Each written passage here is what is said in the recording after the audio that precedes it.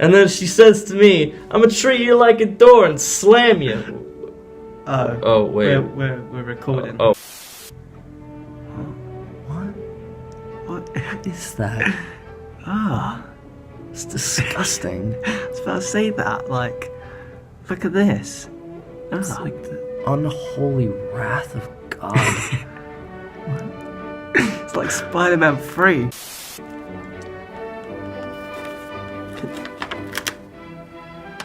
Hear that? Yeah, what is that?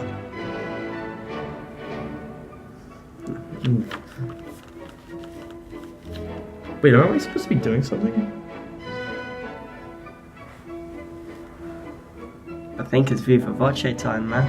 Oh, Let's get this going. alright, man. Boom! Boom!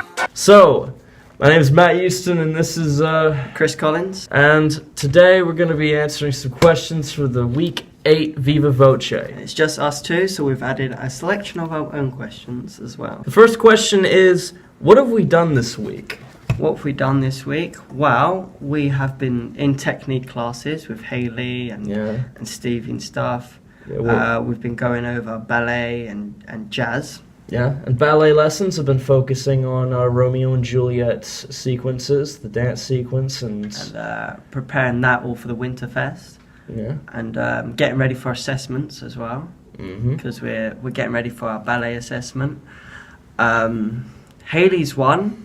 We've been doing the America dance for the America song, which is part of West Side Story, and because in singing, like Romeo and Juliet don't really have any songs, yeah, and because West Side Story is kind of its plot and stuff is based on Romeo and Juliet. Yeah, Leanne did a smart, and we're doing West Side Story as like that fill-in. So yeah, really. yeah. So we in Leanne's singing lesson for West Side Story's America, we focused on just harmonies, getting into groups, and being able to stay in key and focus on the lyrics and the song, and making sure that we have all of that memorized before Winterfest. And then Hayley's one was doing the dance to the song, to the section of song after we finished singing, and we have to do a little bit of a dance as well to go along with that. And and then in Gavin's lesson, we've been learning about coming to the grips with the story of it. Yeah, And we had to do like it's like a summary. yeah, of summary, the story. like a synopsis, but we had to perform the synopsis. We had to do it as quick as possible. And we had to do it in 15 minutes. That's it. We had to do it in 15 minutes. And we quickly devised these bits of physical theater. And yours involved very comedically taking apart these key sections. I think there were 5 key sections. Yeah, I can't really remember. I think it may have been something like that. And then JP's had good contrast, because then our ones was comedical and funny, and hers one was that's not English. Her one was freeze frames and done very very straight face. yeah, very very straight. It was subtle but straight. It was a more literal representation of the story. It was like turning a page on a book. So yeah, and then we've also been doing acting for screen. Yes, with Gary, and we which has been nice. Yeah, we as we did last week, we worked on the marking and going through the markings and what we have to prepare for screen acting. But he also prepared us for potentially being a part of a filming of a short film that he's going to be doing for each group.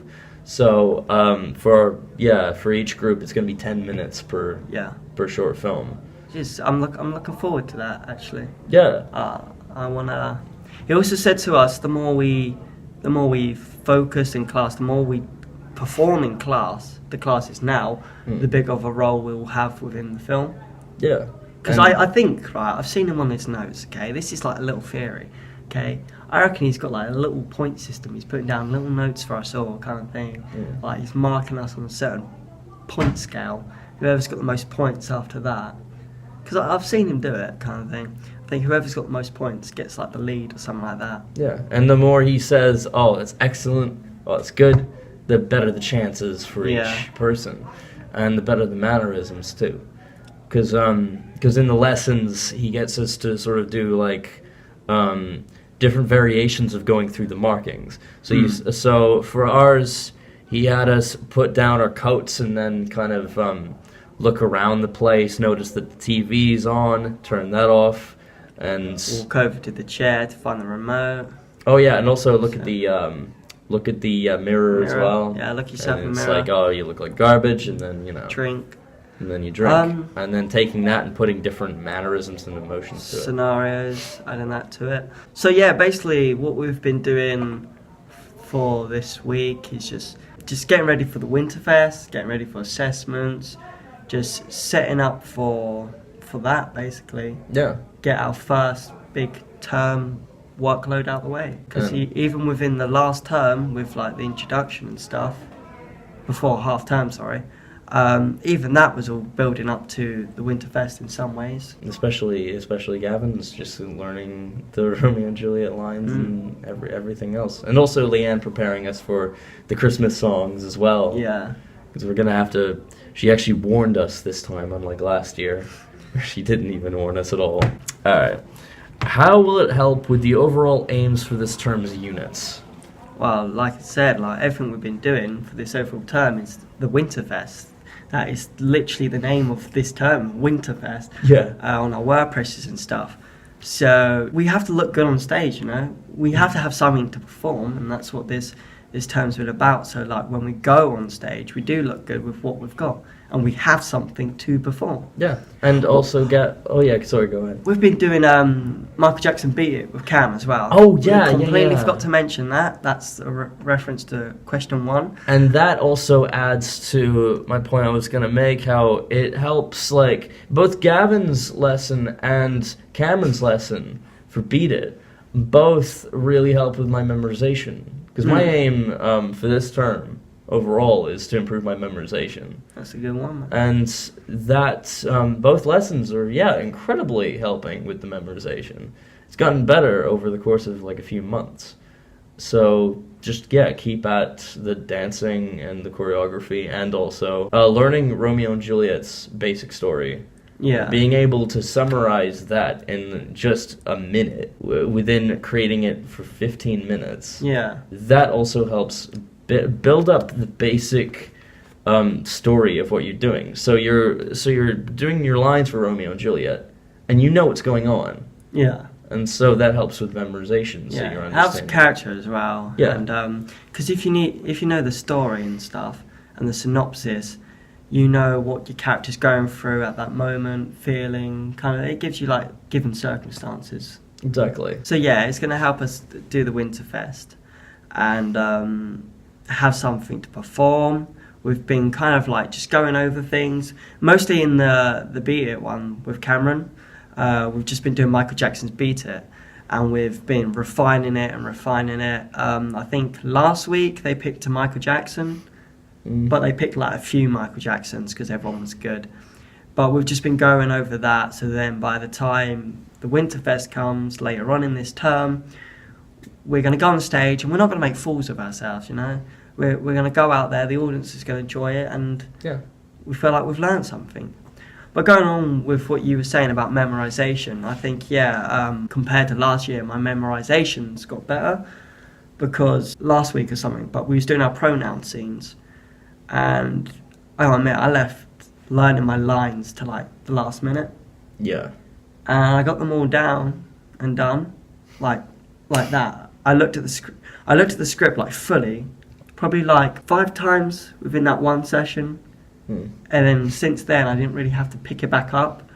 But Eloise would feed me my lines, but I didn't have to pick up the script. I feel like I learnt those pretty quick for me. Beat It as well. I know what I have to do, it's just I'm not that good at doing it. But the memorization, it's also helped me a lot. Because you've got kind of the motions in your head. Yeah, so like, for me, like, dance is my massive struggle. Because it is a lot to do with memorising sequences of movements. It's a bit like a game of assignment. But yeah, Beat It doing the beat it dance is it's given me confidence that I can remember stuff, because I can remember it. Yeah, I may not be the best at performing it, but I know what I have to do. I know what's coming up next, and that gives me confidence in other lessons that I'm not that confident at. Yeah. Just by actually knowing that, yeah, I can remember dance moves. So yeah. I think the fact that you're doing it in confidence, or at least you have the memorization down. You've built up the confidence of knowing it to the point where your performance does get better. And you just have to do it over and over and over again till the performance becomes more convincing.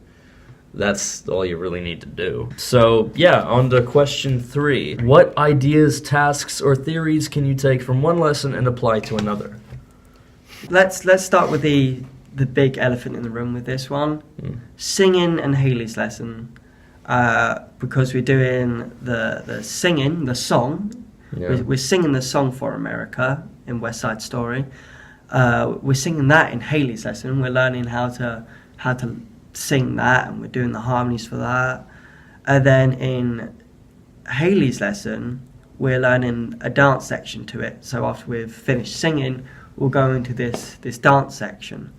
So that's the massive obvious one. But don't forget also that Leanne's lessons, not only did he teach you how to sing the song and memorize the lyrics, she also teaches you how to build up the character and also the facial expressions and what you should do.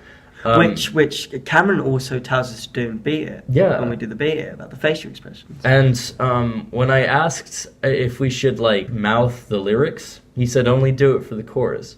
And I think that very much reflects how Leanne teaches you to really get the character in there, get the movement and also the facial expressions to accurately convey the character that you're doing on stage. So you look like you sing with passion, or because we're they're going to be Hispanic in West Side Story, we have to perform it with in a Hispanic feel. Yeah, very sassy feel. Yeah, very. And that kind of portrays in Haley's one as well, because we're going for the same thing. And also the whole concept, because West Side Story isn't Romeo and Juliet, but it's similar things. Yeah. It's the plots are basically the same. It's based off it, so it still links. It still has that link. Yeah, Romeo and Juliet did to West Side Story what Hamlet did to Lion King. They're both very similar, but they're not too similar to the point. They're not the same where you watch one and you go, hey, same thing. Same thing, it's got different themes. On to question 4. What are you needing to develop to achieve these? For me, I want to just be better at my overall performance. Also, I think for the past week or so, I've been going through some personal stuff, and that's really knocked off my focus and made me just a really rubbish person to be around. It's turned me into a bit of a gremlin. So I feel how I need to develop is work on myself be a bit more calm, come into lesson with a good mental attitude, leave what's not in lesson outside the lesson, don't bring that stress in. And also, I want to be just better at performing. I want to, when I'm doing dance stuff, I want to look better and stuff. I find a problem with me within dance is my coordination and balance. They are really off. So I feel in my spare time and stuff, I'm going to have to look at ways that I can work on that. Yeah. Work on my balance and do some acrobatics. Do some coordination exercises or something that I can just learn to multitask with parts of the limbs of my body. Because right now I think that's what I want to develop in. I want to get better at dance. Because apparently I've been getting better at singing, and apparently my acting scene was really good. But dance is just I hate it. I'm no matter how hard I try, I can't develop on it. Apparently I am getting better, but I don't feel that I am. I feel I'm really slow with it. So I feel if I can work on my balance and coordination, then it will help me to develop other things within dance and have a knock-on effect with all my other skills within dance. For me, one thing I noticed in how I do tap is that I looked at last week's recording that Stevie did for us on our tap lesson. I looked at my own performance, and I noticed I was looking down a lot.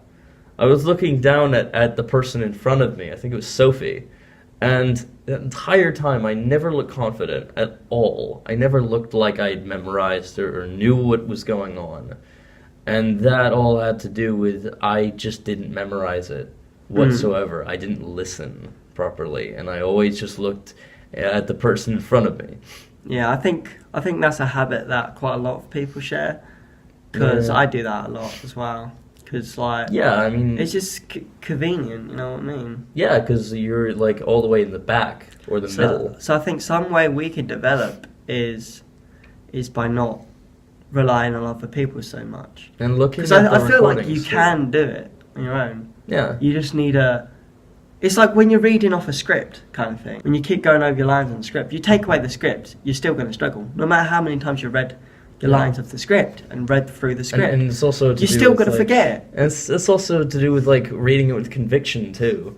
And without it, when you lack it, then that's also a problem too. Because when I do the tap dancing positions and movements, I don't do it with conviction or real passion. I mean, for example, I looked at Leanne's assessment for my singing, and she was like, "Oh, it's really good, but you don't really feel it. You don't have the passion." What did you get mostly for that? I got like all 3s and 4s. I think I got 3s and. Actually, sorry, 3s and 2s. Yeah, I got 3s and 2s. Yeah, it was all 3s and 4s. Jesus. Yeah, no, that would have been terrible. So overall, Yeah. what I plan on doing when I get back home is I borrowed a West Side Story on DVD, and I plan on watching it over, particularly the America scene. And so I'm gonna watch it probably twice over, maybe when I get back, and I'm just gonna watch it once for just watching it, getting used to it, and second to look back at the America scene To analyze it. and analyze it. Yeah. For character. Yeah, and put the research down in my WordPress and get the character of West Side Story down. I think that's a very smart idea, Matt. Yeah, I'll try and get around to doing it. All right, next question. The next 2 questions are questions that me and Chris have come up with. Yeah. Here we go. Question 5: what have you most enjoyed about the week? For me, it was actually a lesson that Cameron did, which I think I may originally have actually stormed out of. Like I said earlier, I've had some personal issues, and I've had a trouble with controlling my anger. I've been walking out of lessons, tap dance. Last week, I think it was last Friday, I walked out of tap dance because I just couldn't. Yeah. But point is, I walked out of this lesson and I came back in, and we were doing about the imagination. As an actor, you need to be able to use your imagination and engage with that. And I think the first exercise he did, you had to close your eyes and you'd have to think about being in college, locked in the room. And then you'd go out, it's really dark outside, and you'd walk home and stuff like that. What do you imagine? But then after that one, we had like a siren. A siren goes. Yeah, it was like, a post-apocalyptic. He sets off a siren and he tells us to run to our gas masks in the room. So we just run to the gas masks and stuff, and then me and Nathan hid under like the table. But I didn't really engage with that one. Like everyone was saying, "Oh, it got me panicky." Yeah. But because I've gone through in my past like panic attacks and like stuff like that, I know what true panic feels like. So like for me, I couldn't convey panic in that because my body wasn't panicked. It was a lack of connection. The lack of connection. Like my body sees it as, why should I panic when there's no need to? I know that this my brain's too smart for the exercise. Basically, it was just like, this is just an exercise. But the one that I really enjoyed and connected with, and the reason why I'm bringing up this lesson, is because we did this one at the end where we were on a raft and we had to pretend we were shipwrecked. Yes. And I could honestly feel the pain of being on a raft with 3 women, being the only men on the raft. And I can imagine just being on there with an insane person, because JP, she was playing it like she was insane, and like I gotta admit, like hearing her ramble on got to me. I could really just visualize it. I was thinking, like, you know, Bear Grylls, one of his programs. Yes. I was thinking, what's all the possibilities that could happen? Oh, my group was talking about Bear Grylls as well. Yes. Yeah, we were talking about like the peeing in the bottle thing from Bear Grylls. We were straight up talking about that, and we were, oh geez, it was we were all guys. Yeah. And so I was thinking, okay, since we're all men, we're just gonna go insane with it. And we're just going to improvise the craziest things that could come out of our mouths. But yeah, it was fun and relaxing, really. And it's just like... Yeah. I did this thing where I tried to act kind of maybe serious, but like jokey at the same time.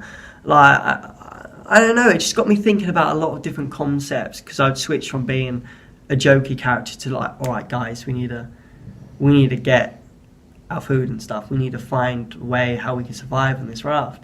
Mm. And yeah, it was a fun exercise. It engaged me and really opened up my mind to like thinking about the situation that I'm in. Yeah, and the skill we worked on was improvisation. Yeah, and like the lines would just flow out of me. Yeah.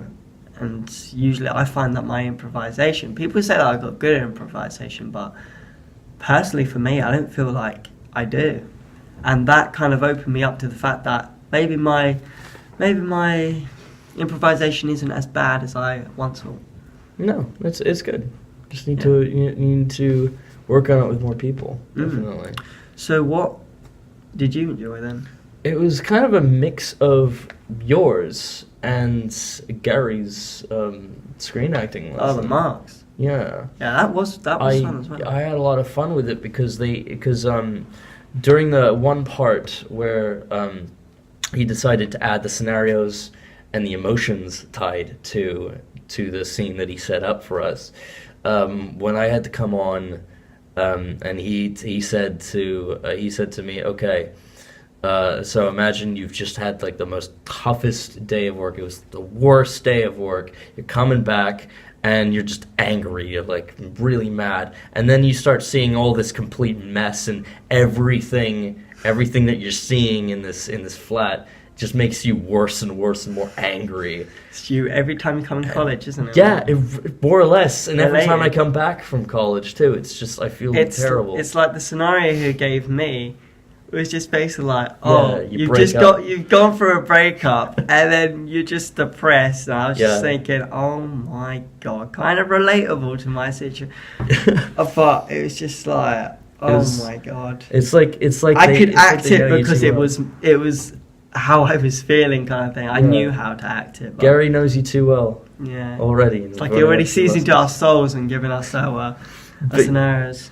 Yeah, I think both of ours are very true to how we felt most of the time. I mean, like with me, it's like I really slammed the remote down, the imaginary remote, and I was just like, yeah, I really could feel the anger. It kind of makes me want to like just wish that instead of giving me that though, like give me something that I'm not, because then that's what acting is, pretending what you're not. Yeah, that's true. So like, I performed that well, but I performed it well because that's my state of mind. That's what I've been going through, and like I can connect with that. But like, I wish I could have had one of the ones where it's like, you've had a good day at work, you've had a great day at work.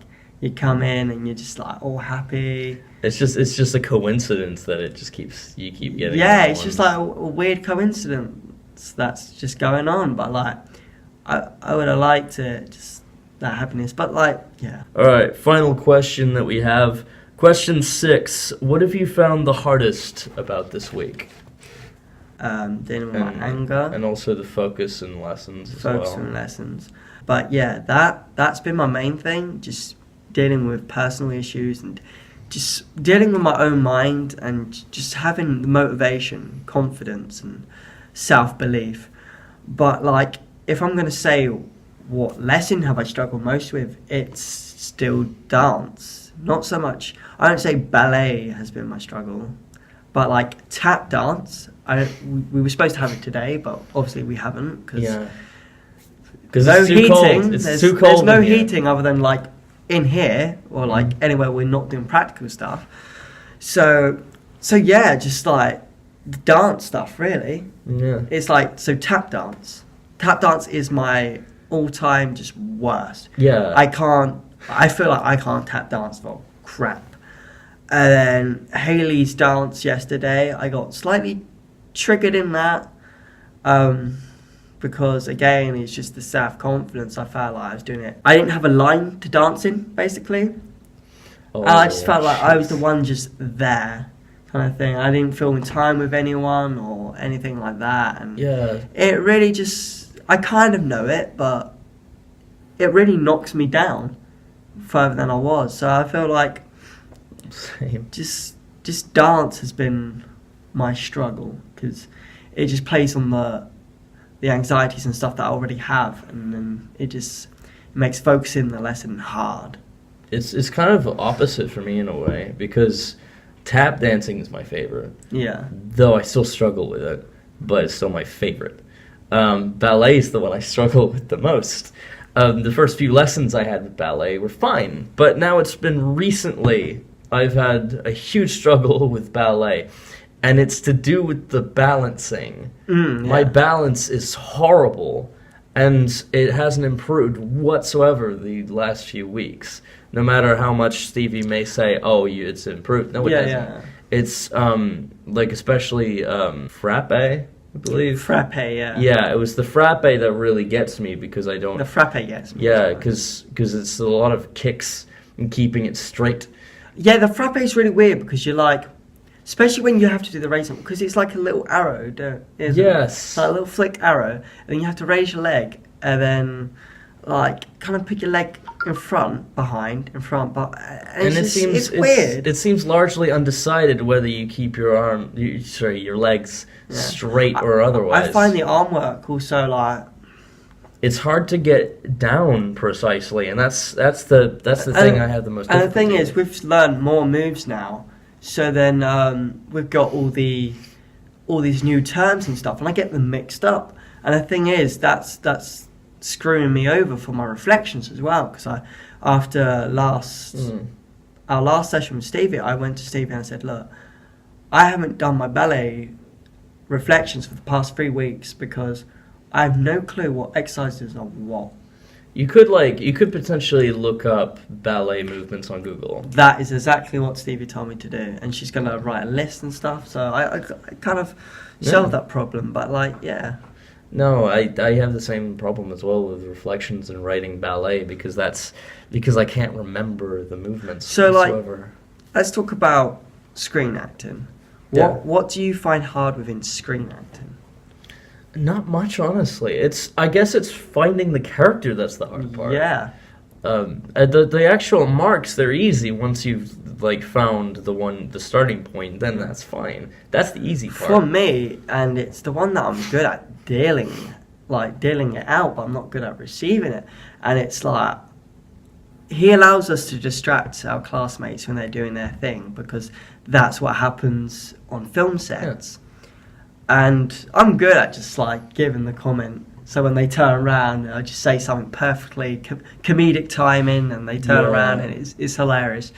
But when I'm on there, because I'm so good at doing it, I think my brain just like finds it funnier when people do it to me. So like when someone throws me off, I can't remain in character. But I've improved on that actually, because the other week I couldn't. I couldn't do it at all. Like as soon as someone said something, I'd laugh. But like this week, I actually managed to kind of improvise when I went wrong, kind of thing. I played it off very well, and I found another way to cope with that. But yeah, for me, it's just like, I find acting is actually hard for me. I'm a good actor when I can act, but like, mate, like I'm so easily distracted, and that's something you have to work on, I guess. Exactly.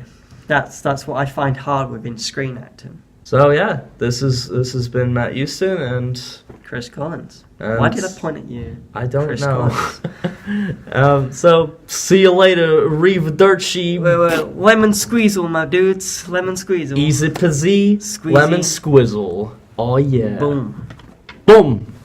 Skip pop pop pop. Skibby kid pop pop. And the poop poop boom. Skia. Boom boom boom boom boom. What's this, man?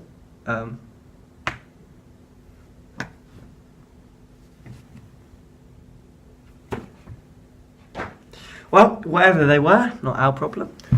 All right. Lovely. Don't ask questions, man. Don't ask questions.